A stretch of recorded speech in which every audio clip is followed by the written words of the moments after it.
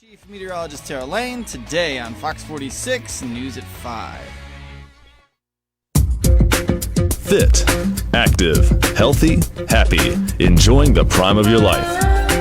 Looking out for your health and wellness, this is Health Talk with Fred Lowry from Lowry Drug in Statesville. Call now to ask Fred your health questions. 704-873-1400. 704-873-1400. You can also visit Fred at his store, conveniently located on Hartness Road in Statesville. And good morning, this is Bryan Starrette here on News Talk WSIC. And it can only mean one thing here at the top of the hour at 8 o'clock. It's time for Health Talk. Health Talk with Fred Lowry at Lowry Drug Advanced Health and Wellness. Lowry Drug has served Statesville since 1959. They have a full traditional pharmacy with state-of-the-art compounding laboratory. Enjoy front door parking, which I do every time I go by Lowry Drug. Prompt service and free citywide delivery here in Statesville. Lowry Drug offers a wide variety of services, a full selection of herbs, homeopathics, essential oils, and Hammer sports nutrition products. Lowry Drug has a full-time CPAP, BiPAP technician, which is so essential to get the right mask fit. Now with American-made lift chairs by Golden Technology and scooters. The original hometown and medical equipment store. When you need it, Lowry Drug can help.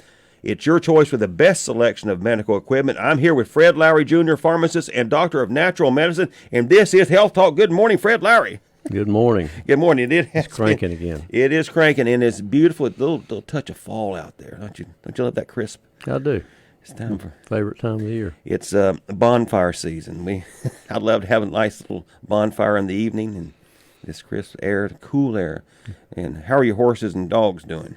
They're great. They're great. They're always. Good. So it's been an interesting weekend for sure, in many ways, personally and nationally. But tell us a little bit about what's on your mind, Fred. Well, the first thing I wanted to mention, I saw this was in the New England Journal of Medicine, and it has to do with mandatory vaccines. So we can't seem to get away from talking about these things. Oh, I know. And, yes. And it's still important. This came out from the New England Journal of Medicine, a respected medical journal. Respected, yeah. And this was on October the 1st, ensuring uptake of vaccines against SARS-CoV-2. And they're now saying that they think that all humans should be forced to take mandatory vaccines, and those that refuse should face severe punishment. And so the statement here, and I'll read this. This is a quote. Because of the infectiousness and dangerousness of the virus, relatively substantive penalties could be justified, including employment suspensions or stay-at-home orders for persons in designated high-priority groups who refuse to take the vaccination.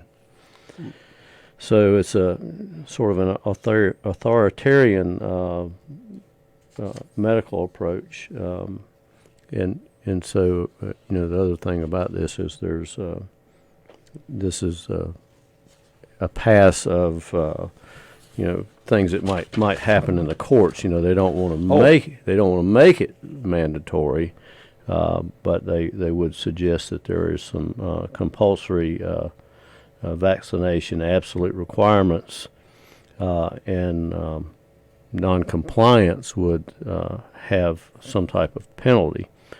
And so, at the same time, then they incredibly mention that. Going to say that claim that health authorities must build public trust through a transparent and inclusive process. Well, okay, I can see this going right to the Supreme Court. They don't need to stop at the district court. If they go down this path, I can see it being challenged on both sides.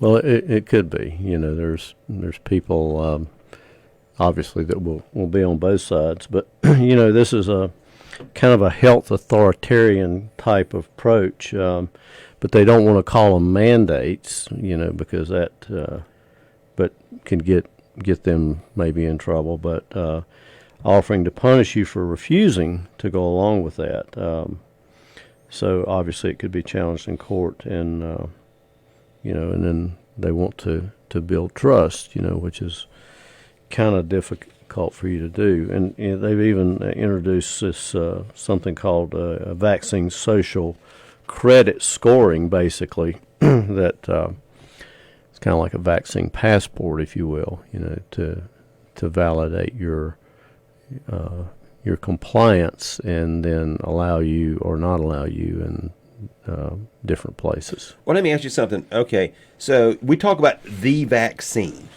but in reality, there's going to be multiple suppliers of the vaccine. Is that correct? Correct.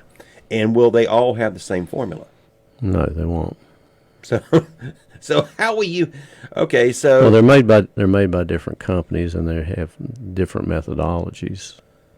so if you say, I want the vaccine. If you say I want the vaccine, you don't get to choose which manufacturer you get. Well, I think it'd be difficult for us to do that because we, I mean, how would the average person make that decision? And yeah, how would they make the decision? Yeah, I mean they would be. So they're you think all the manufacturers are basically at the same crossroads, or is one ahead of another right now? Well, there are a few. I think there's it's considered there's 4 leaders right now in that. But the one of the problems is we're not really comparing vaccinations against placebo. And I had brought this up before. Is that okay? What's your placebo? Is it just plain water, sterile water? Or is it the other components of the vaccination just without the viral material? Okay. So, if you're using all the other components, the differences between the side effects between that placebo, which is not truly placebo, and the actual vaccination won't be that great. Right. Okay. So you follow me? If it's kind of like only given the vaccination that has one drug missing or one component missing, and then comparing the two as me, and this is without the vaccination in terms of the virus part. If you follow me, right. So, right. So some of this you got on your list here, the potential side effects. Yeah, and in looking at that too, by the way, I don't know if y'all are aware of this, but Robert F. Kennedy Jr. Is a big advocate for health freedom in terms of being able to make your own choice for any vaccination. And there's a number of organizations that are really on top of this. The Children's Health Defense Fund, and they're basically calling for people to stand firm and become educated about this. So, if you become educated about it and you decide that you think it's the right thing for you to do to get the vaccination, that's up to you. But the coercion into getting a vaccination is not consent. Right. So we have consent, meaning, my free will. I want to do this. Versus, if you don't do it, you can't go to the grocery store, or you can't go to work, or whatever the case may be. Yeah, I think a worst case scenario would be a vaccination is released. There's a mass group that begins to get it, and then we see some adverse reactions to it. Then that would just set the whole thing backwards. Well, and that's one of the things that is coming out in terms of the vaccination is the people that are getting it are having some side effects, and we've heard of some that were neurological, but there are also some participants suffering day-long exhaustion, cracked teeth, headaches, high fever. Yeah, that's kind of unusual, and it happens when they get the booster shot, so it's not just one shot. It happens when the individuals get the booster shot, and they get high fevers, and but all these people that are suffering these side effects apparently of these individuals they interviewed, they all still believe it's worth it to protect themselves from the virus. Well, I heard this the other day on NPR. I know Mark Sanger's in the room, and I admit I listen to NPR every now and then. He may come and cut my microphone off.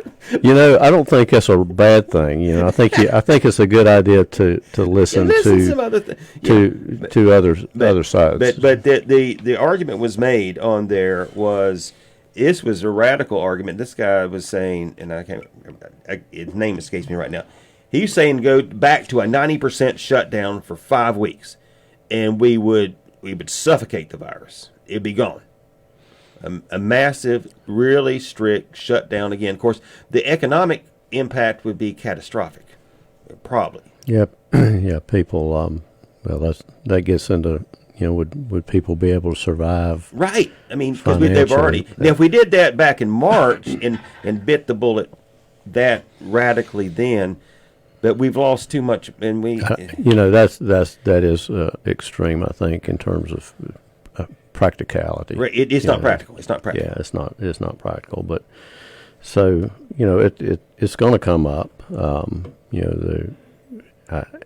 find it really interesting in terms of all the things we've talked about in terms of the vaccination being new technology, and when I say new technology, the technology has been out there actually probably 20 years, but it's never been applied to this situation. We've never had a situation in such a way. So, in terms of how that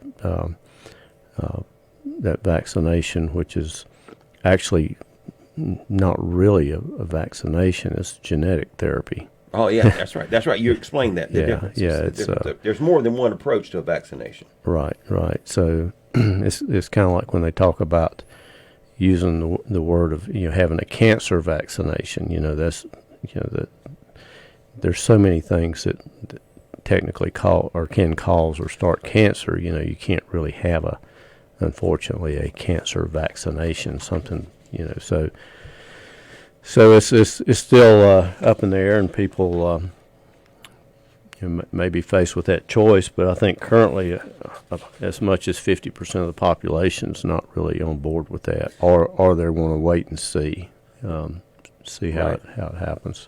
All right. The big thing on everybody's mind, of course, the president is in the hospital, and some of the treatment we've been hearing he's been taking. You want to comment on that? Remdesivir and then the dexamethasone.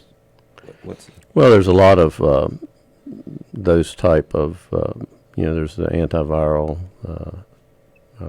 approach. There's the steroids that decrease inflammation.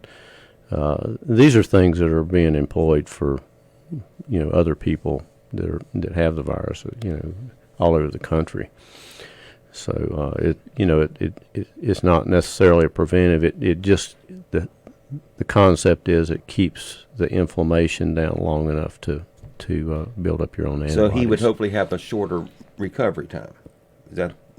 Yeah, and all that's relative. I don't know what's going on with that. So, and I don't know that anybody completely knows the entire story. That's true. That's true. And then, of course, there was that experimental cocktail that he got that he had to get approval for. Of course, he could get approval. I would think. Yeah, I think he could get approval. He gets approval because of his elite status there. So when it comes down to it, the best approach that we've talked about right now in prevention and lessening the severity of it is supplements. And those are supplements that a lot of those supplements you sell. Well, yeah, but I mean they're sold everywhere. Right. Vitamin D. Has shown to improve your immune system in a matter of weeks, according to research. And there's been shown that studies related to this particular virus, that people that had adequate vitamin D levels had significantly lower risk of adverse clinical outcomes, and including a 51% lower risk of dying. Wow.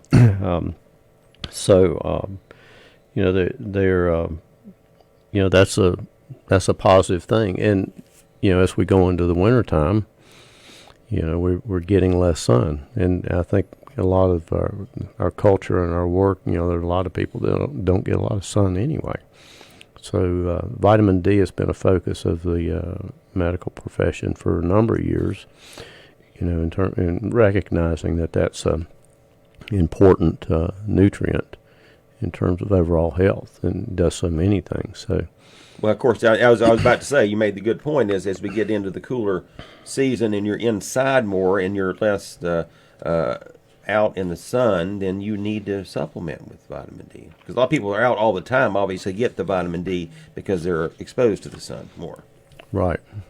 And, the other thing about, it relates to depression, too. Lower vitamin D rates are associated with depression, as is short daylight hours, Well, that's a point I would make now, is that we've been through an extraordinary time with this social isolation. Even if you've not lost your job, or but you still feel a sense of isolation. And what kind of supplements can you do that can help you boost that well-being, the feeling of well-being? Well, there's not really supplements for that, other than the fact that if you're taking care of yourself, you will naturally feel better about yourself. If you're doing something proactive, that certainly helps things. Trying to do things for other people is helpful. Practicing gratitude is a great way to improve your personal outlook. Yes. Yeah. There are a lot of things that are not supplement or drug related that are helpful. It's a great time of the year to start getting outside and walking around. It's not too hot and not too cold. Being outside is a great way to improve your outlook. It's something else I employed. I was listening to a talk about just the simple fact of taking some deep breathing exercises. Taking, just you feel. Well, a lot of us are so busy in the day, we don't really necessarily take time for that, or some of these other things we're talking about. So I think part of that is and maybe you have plenty of time, but trying to cut out some time and figure out what it is adjustments you need to make in your health. So. I think that's the first step, is just stepping back and going, okay, what do I need to do different? And most of us already know the things that we know what to do, that we just don't do it. Right.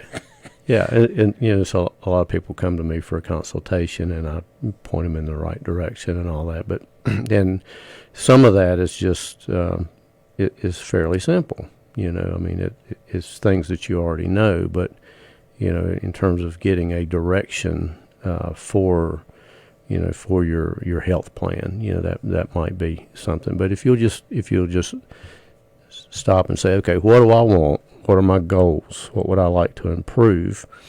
And what are the things that I can identify that I need to change in my lifestyle?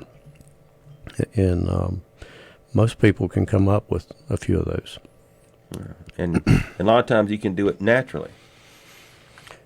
Well, yeah. That's kind of what this is. It's not a necessarily a drug approach. It's a life skill approach. Life skill. I like that. Mm-hmm. Okay, now you have on your list here, of course, CBD oil that a lot of people are still using that. I use that too. And talk a little bit about CBD. Well, it's still an excellent product. We still have we're doing the Ananda brand 20% off. Continue to do that. It's good for anxiety, pain. It helps with sleep. It has a lot of helpful things. Okay. We have a caller here on Health Talk with Fred Lowry. Good morning. You're on News Talk WSIC. Hi.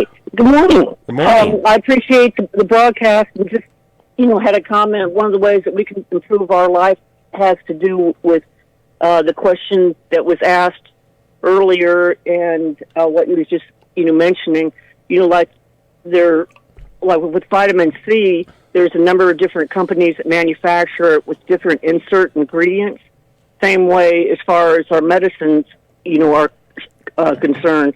So we could take and use websites like pillbox.nem to identify what's in our particular prescription to see what the ingredients are, because there are other companies that may have aluminum in it, say, but not. I think that's true with like a simple prescription like Lasix.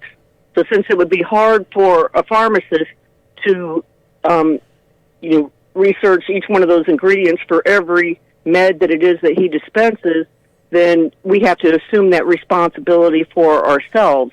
So it was good that it was mentioned as far as the vaccine is concerned, because you want to know what it is that you're putting in your body. But we can be assured that, say, like with the president and the medicines that they receive, that they're looking at their ingredients. Mm-hmm. Yes. And what he's taking. Yeah, you make an excellent point there.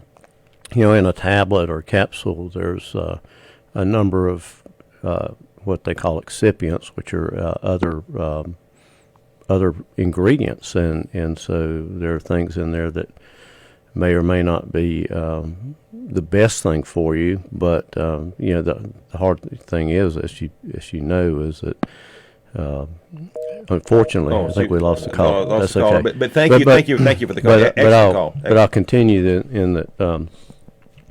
Unfortunately, we're not in a perfect world, and we're getting sometimes changes in products and manufacturers all the time. It's a very daunting task to try to keep up with all of that. But there are some people that have issues with other ingredients.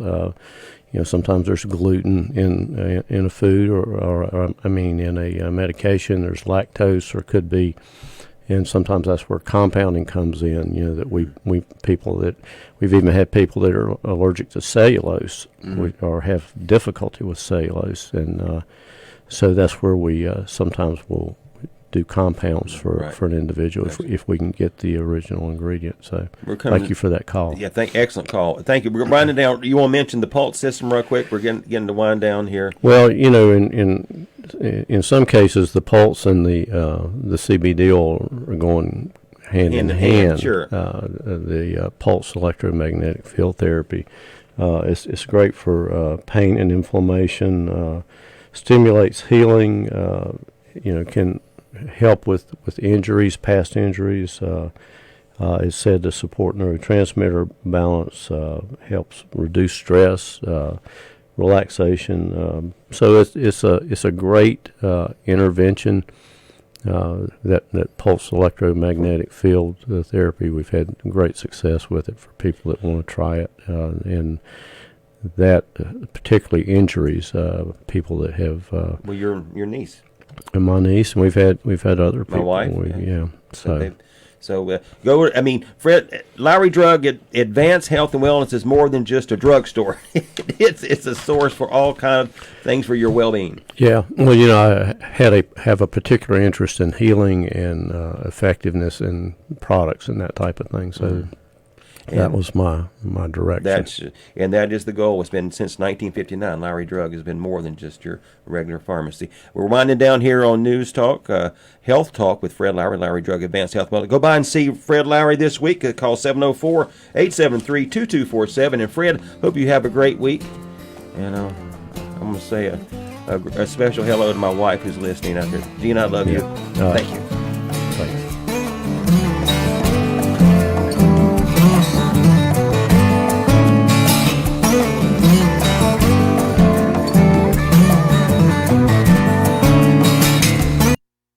This is News Talk 105.9 Lake Norman, 100.7 Greater Statesville, WSIC, where Lincoln turns first.